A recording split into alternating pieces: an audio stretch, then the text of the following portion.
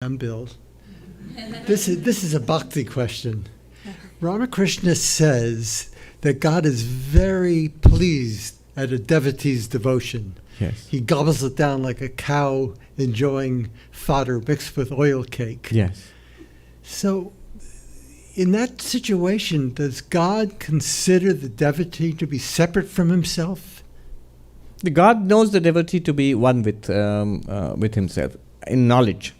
But this is the delight of God, that here is my beloved, who is my very own, in that sense. So somewhat separate or something? Yes, but devotion requires somewhat separation. See, love, when you say love requires both oneness and separation. Notice? You must have some way of interacting with the beloved. So it requires some separation. You're not literally one being. But at the same time, this love itself means oneness. Does not mean separation. Love is the elimination of separation. Or the desire for oneness. Desire for oneness, the feeling of oneness. Yeah. So, just as we think of him as separate, he thinks of us as separate. Not really. We do not know the Lord.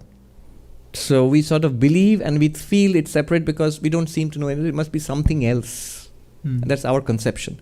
When we do not know the Lord. The Lord knows. The Lord knows himself, herself, itself, and knows all of us. And knows all of us as his, her very own. This is in devotional language. In the language of knowledge, it's one undivided reality. But appearing as the many, this appearing as the many, one appearing as the many, is not samsara.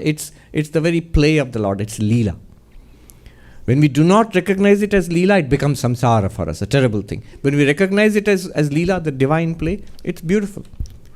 I mean, look at it from say, a movie screen in which there are people. There are characters and there are animals and there are inanimate objects like cars and roads and so on, buildings. And yet they are all one screen actually. But because of the apparent distinction, a movie is possible. So Leela is possible when there is an apparent distinction without real distinction. If real distinction, then it becomes real evil, real suffering. But apparent distinction, no problem. And that apparent distinction brings about great pleasure for God. Great pleasure for God and for the devotee. Yeah, almost like a child playing with her dolls. Yes. Imagine, she herself is the doll. But yes. It's a good example. The doll is inanimate, but the child enters into the doll as it were and gives it life. For her, the dolls have life. And she herself is all of them. But they play different roles in a little game. And so the divinity is within all of us.